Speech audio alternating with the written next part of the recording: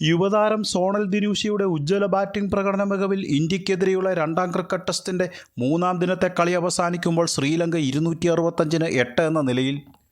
ഇന്ത്യക്കായി പ്രസിദ്ധ് കൃഷ്ണയും മാനവ് സുതാറും 3 വിക്കറ്റുകൾ വീതം നേടിയെങ്കിലും വാലറ്റത്തെ കൂട്ടുപിടിച്ച് ദിനൂഷ നടത്തുന്ന ചെറുത്തുനിൽപ്പ് ഇന്ത്യക്ക് തലവേദന സൃഷ്ടിച്ചിരിക്കുകയാണ്. 8-2 എന്ന നിലയിൽ മൂന്നാം ദിന ബാറ്റിംഗ് ആരംഭിച്ച ലങ്കയുടെ മൂന്നാം വിക്കറ്റ് തുടക്കത്തിലെ പ്രസിദ്ധ് നേടിയിരുന്നു.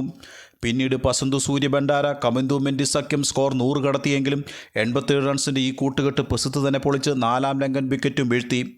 തുടർന്ന് 8 റൺസ് എടുത്ത ക്യാപ്റ്റൻ ധനഞ്ജയെ മാനവ് സുതാർ KL രാഹുലിൻ്റെ കയ്യിലെത്തിച്ചു.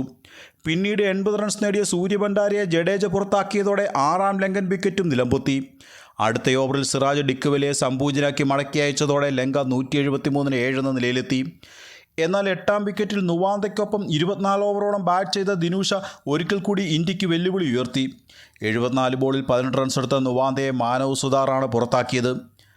9-ാം വിക്കറ്റിൽ 15 ഓവറോളം ബാറ്റ് ചെയ്ത ദിനൂഷ കുമാര കൂട്ടുകെട്ട് ഇന്ത്യക്ക് വീണ്ടും തലവേദന സൃഷ്ടിച്ചിരിക്കുകയാണ്. മത്സരം അവസാനിക്കുമ്പോൾ 137 പന്തിൽ 6 ഫോറും 2 സിക്സും ഉൾപ്പെടെ 85 റൺസുമായി ദിനൂഷയും 50 പന്തിൽ 1 ബൗണ്ടറിയോടെ 8 റൺസോടെ കുമാരയുമാണ് ക്രീസിൽ. നിലവിൽ 238 റൺസിൻ്റെ ലീഡുള്ള ഇന്ത്യക്ക് 200-ലധികം ലീഡ് ആദ്യ ഇന്നിംഗ്സിൽ നേടാനായാൽ മത്സരഫലം അനുകൂലമാക്കി മാറ്റാം.